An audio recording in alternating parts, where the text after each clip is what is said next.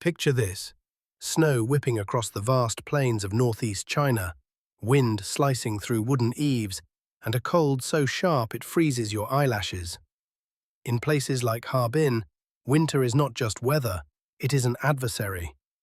Temperatures fall to -30 degrees Celsius, and survival becomes a daily negotiation with nature itself.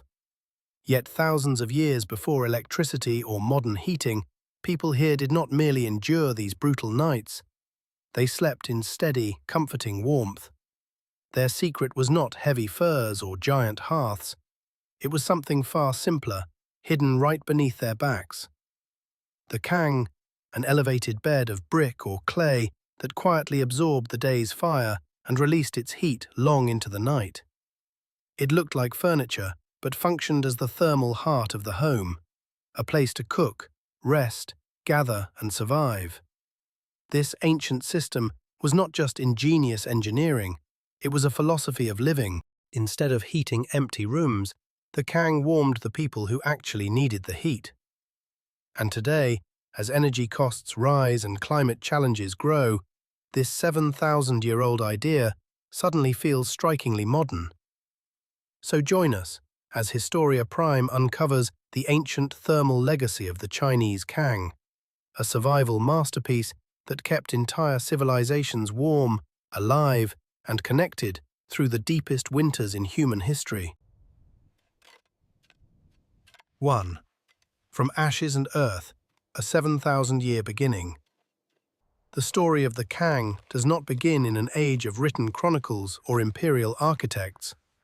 It begins in silence, beneath layers of earth where the first traces of human ingenuity still sleep. At the Xinlei archaeological site in Shenyang, deep in China's northeast, researchers uncovered something astonishing: evidence that human beings were warming their homes with engineered floors 7,200 years ago. Long before the Great Wall, long before bronze or silk, long before history itself learned to write, there was heat rising from the ground. The method was simple, yet extraordinary. Ancient builders practiced a technique called jidi, which literally means baking the earth. They pressed a thick layer of clay across the floor, 10 centimeters deep, smoothing it into a firm, even surface. Then they set fire directly on top of it. The flames hardened the clay, sealed it against moisture, and, most importantly, transformed it into a slow, powerful reservoir of heat.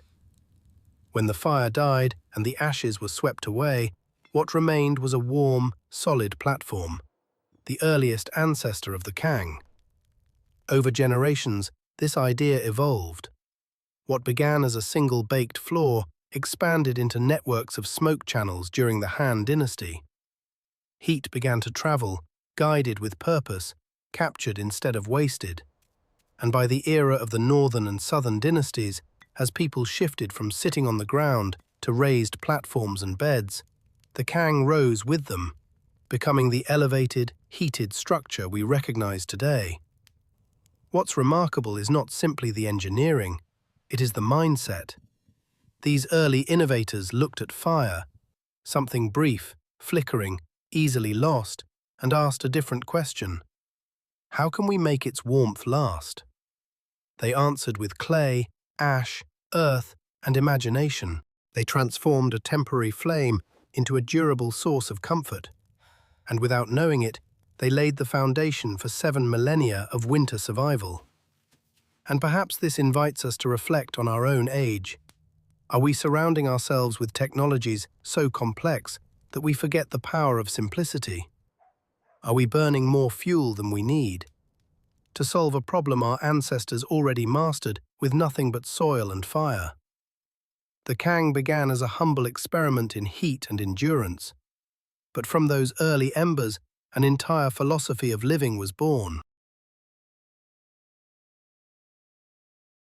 2.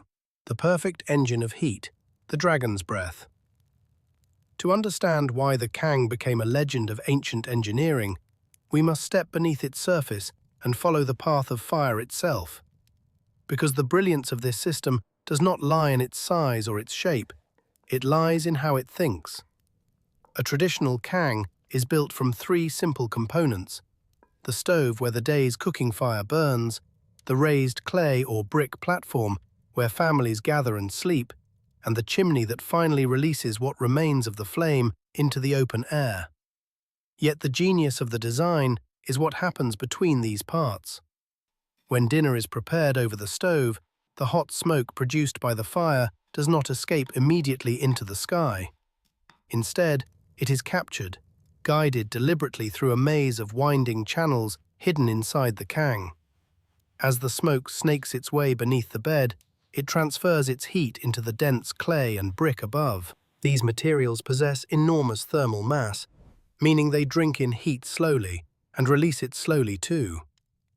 The people of the north had a name for this invisible river of warmth. They called it the dragon's breath. Once the fire dies, this breath continues its quiet work. For 8 to 12 hours, the Kang radiates a steady heat between 25 and 30 degrees Celsius, enough to keep families warm through the most unforgiving nights. And all of this warmth comes not from a second fire, but from the same flame used to cook their evening meal.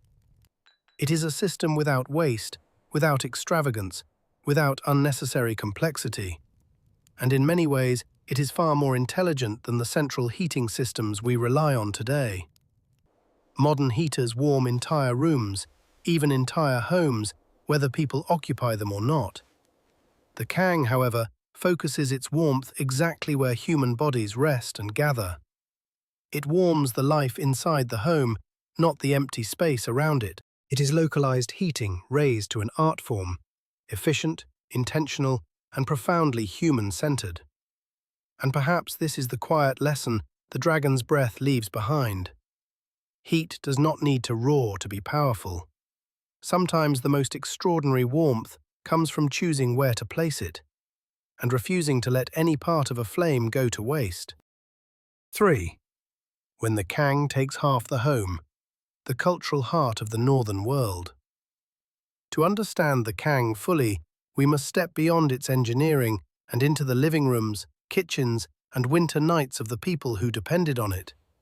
Because in northern China, the Kang was never just a bed. It was the center of gravity around which daily life and family life turned. There is an old saying here: in every room, the Kang takes up half. And it was true. The Kang was the living room where stories unfolded, the dining table where meals were shared, the workplace where crafts were made, and the warm refuge where generations huddled together against the cold. Even the way people sat upon the Kang reflected an intricate social order woven over centuries. At the warmest end, closest to the stove, lay the Kang Tu, the head of the Kang. This honored seat was reserved for elders, for respected guests, for anyone whose presence carried weight, and at the opposite end, where the heat thinned and the air cooled, was the Kang Wei, the tail of the Kang, where younger family members gathered. In this simple arrangement of warmth and distance, the architecture of a home became a quiet teacher of respect, hierarchy, and community. But the Kang was far more than etiquette embedded in clay. It was a stage for life itself. Here, mythic tales were told again and again, shaping the imaginations of children curled under thick quilts. Here, folk songs like Eren Juan were born songs carried in laughter, rhythm, and breath, echoing up from heated brick into the night air. And here, through the longest winters, families didn't simply coexist. They belonged to one another.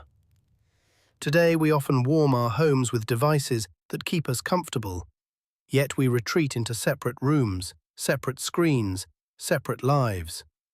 The Kang, in its ancient wisdom, offered something modern technology rarely attempts: a shared warmth, both physical and emotional. And so the question rises quietly from history. In our pursuit of comfort, convenience, and personal space, have we lost the communal hearths that once held us together? Have we traded the warmth of togetherness for the glow of individual screens? Because long before smartphones, long before digital conversations, there was the Kang-an, unassuming platform of brick and clay that created not only heat, but harmony. 4. The survival contest, Kang versus Hypocaust versus Ondol. To appreciate the true genius of the Kang, we must widen our view beyond China and look at the great civilizations that also sought to tame the cold through the ground beneath their feet. Because across the ancient world, 3 systems emerged, 3 different answers to the same unforgiving winter. In the mighty Roman Empire, the Hypocaust was a marvel of engineering. Hot air coursed beneath the floors of villas and public bathhouses, warming marble halls and steaming lavish pools. It was elegant, ambitious, and breathtakingly expensive. It required constant labor, massive fuel, and skilled builders to maintain a labyrinth of pillars and channels. And when the empire fell, the Hypocaust fell with it, its complexity too great for a world entering chaos. Far to the east, on the Korean peninsula, another invention was rising, the Ondol. This system warmed entire floors with radiant heat, making Korean homes some of the coziest winter shelters on Earth. The Ondol shaped not just architecture, but eating, sleeping, and family life. It remains a beloved cultural legacy to this day. Yet neither system tells a story quite like the Kang, because while the Roman Hypocaust served emperors and nobles, and the Ondol required dedicated construction, the Kang was something profoundly different. It was democratic. It was accessible. It was built not from luxury materials or imperial budgets, but from earth, clay, straw, and whatever fuel a family could gather. It was survival engineering designed for everyone, from farmers in remote villages to wealthy northern households. And that is why the Kang endured.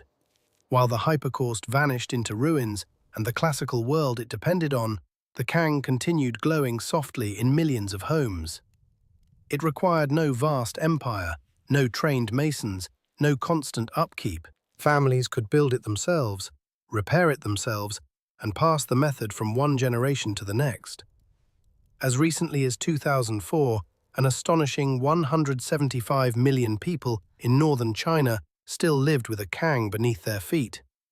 Not as a relic, not as a museum piece, but as a living technology warm, dependable, and woven into the fabric of daily life. This is perhaps the greatest triumph of the Kang. It didn't merely survive history, it survived because of history, because it was simple enough to endure and powerful enough to matter.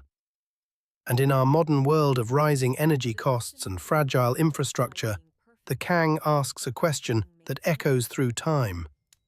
Should survival belong only to those who can afford it? Or should the best ideas, like heat itself, be shared with everyone? 5. Turning point. The dark side of the dragon's breath and the modern reinvention. But every great invention carries a shadow, and the Kang, for all its wisdom and endurance, was no exception. For centuries, families warmed themselves with the dragon's breath heat rising gently through clay and brick. Yet that warmth came at a cost. Traditional Kang systems burned coal, straw, and raw biomass, filling small homes with invisible dangers. Microscopic particles drifted through the air with every fire. Women tending the stove and children sleeping on the warm platform inhaled this smoke night after night. What felt comforting to the skin became harmful to the lungs. Respiratory illnesses grew common. Winter coughs lingered. In some regions, indoor air pollution climbed to levels modern science would consider hazardous. And suddenly, the ancient companion that had kept people alive for millennia revealed its darker side. This is the moment where our story shifts, where tradition meets crisis, where survival demands reinvention. To preserve the Kang without sacrificing the health of those who relied on it, engineers and researchers across China began to redesign the system itself. Their breakthrough was the elevated Kang, known as Diao Kang. Instead of sitting directly on the ground, where much of its precious heat seeped uselessly downward, the new Kang was lifted onto small supporting columns. This subtle change transformed everything. With space beneath it for air to circulate and heat to be retained, Efficiency jumped by nearly 30%. Smoke drew more cleanly through the channels. Homes became warmer, cleaner, and safer, while families continued to enjoy the same cultural heartbeat they had known for generations. Yet the story didn't end there. As renewable energy spread across the world, a new vision emerged, one that fused ancient resilience with modern sustainability. The solar Kang was born. Here, hot smoke was replaced entirely by heated water or air flowing through pipes powered by solar collectors. No carbon-heavy fires, no lingering smoke, no trade-off between survival and clean air. For the first time in history, a 7,000-year-old invention met 21st century technology, and the result was a nearly emission-free heating system. A system that honored the past while answering the future. And perhaps this is the true climax of the Kang's journey, that even after thousands of years, it still evolves, it still teaches, it still asks us to imagine a world where comfort does not consume the planet, and where the simplest ideas may yet solve the greatest challenges. Conclusion. Future lessons from ancient wisdom. As we reach the end of this journey through 7 millennia of survival, the Kang leaves us with a message far greater than brick and clay. It reminds us that true comfort does not require an endless river of energy. It does not demand towering furnaces, sprawling systems, or the constant hum of machines. Instead, comfort can come from understanding heat the way our ancestors did, not as something to conquer space, but as something to care for people. In a world now struggling with soaring heating costs, fragile power grids, and the relentless march of climate change, the Kang whispers a quiet, almost revolutionary truth. Warm the body, not the empty room. Warm the life, not the walls around it. And this ancient principle has not been forgotten by modern innovators. Frank Lloyd Wright, one of the greatest architects of the 20th century, studied Asia's radiant heating traditions with fascination. He recognized their elegance, their efficiency, their humanity. And he carried that inspiration into modern Western homes, proof that old ideas are not obsolete. They are simply waiting for the right moment to rise again. The Kang is one such idea. So the next time winter wraps its cold fingers around your home, the next time you pull a blanket to your chin and listen to the quiet hum of your heater, remember the people who slept on warm brick 7,000 years ago. Remember the dragon's breath beneath their beds, steady, glowing, protective. Remember how a simple platform of earth helped carry human civilization through thousands of winters. And perhaps ask yourself, could the homes of our future learn from the fires of our past? Could the Kang's wisdom, its efficiency, its intimacy, its focus on the human heart, find new life in the smart houses we build today? If you have thoughts, ideas, or dreams about how these ancient principles might inspire the modern world, I invite you to share them below. And as always, thank you for joining us on this journey through forgotten innovations and timeless survival. If you found this story inspiring, don't forget to like, subscribe, and ring the bell so you never miss another chapter of human ingenuity here on Historia Prime. Until next time, stay curious, stay warm, and let the fire of history guide you forward.